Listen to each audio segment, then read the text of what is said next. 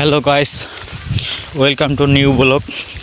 তো আপনারা কয়দিন থেকে দেখতেছেন যে প্রচুর বৃষ্টি আর ঝড় বাতাস, সব থেকে আমাদের দিনাজপুর শান্তিতে আছে। একটু ধান পাস এগুলো শুয়ে পড়ছে, কিন্তু অন্য কিছু ক্ষতি হয়নি।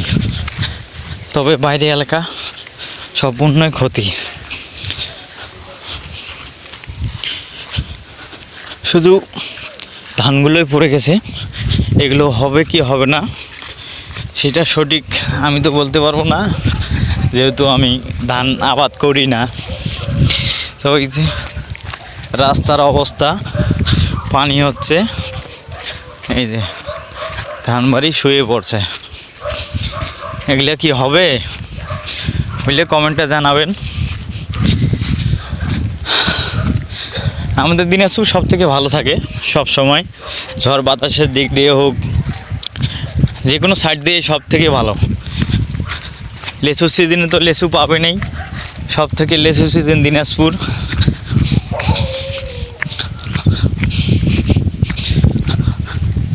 এই যে ধানের অবস্থা কঠিন দুর্দশা, একবারে ভুইবাড়ি শুয়ে পড়ছে।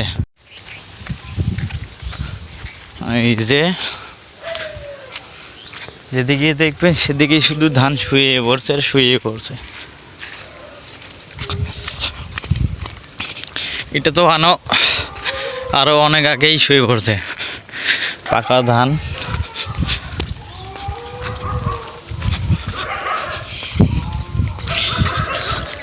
তো ভিডিওটি ভালো লাগলে লাইক এবং শেয়ার, আমার ইউটিউব চ্যানেলটি সাবস্ক্রাইব করবেন।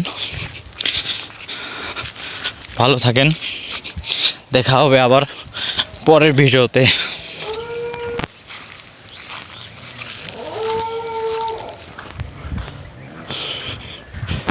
সবুজ আর সবুজ, কতগুলো জায়গায় ধান পাকছে।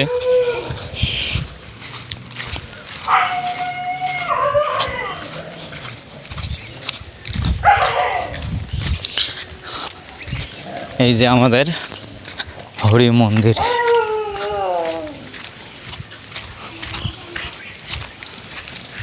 কুকুরগুলো খুব শান্তিতে আরাম করতেছে।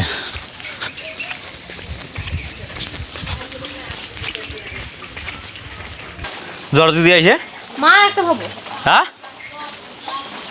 না হলে 1-2 ঘন্টাতে হবে। জ্বর আসলে এমনি সর্দি লাগিছে, কাদো তো খেলবা লাগবে আমাক।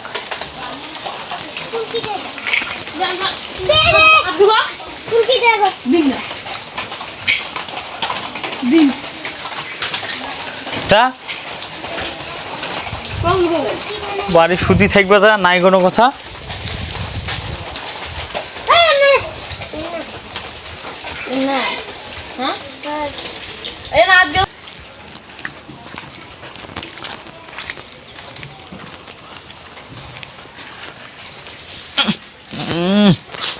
কঠিন সমস্যা।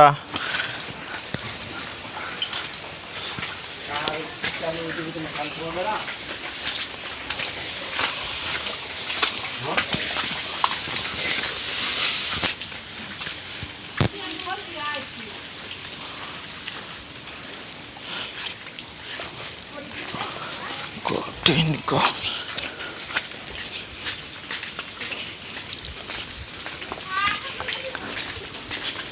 ফার্স্ট টাইম ভিডিওটি করলাম, ভালো লাগলে কমেন্টে জানাবেন।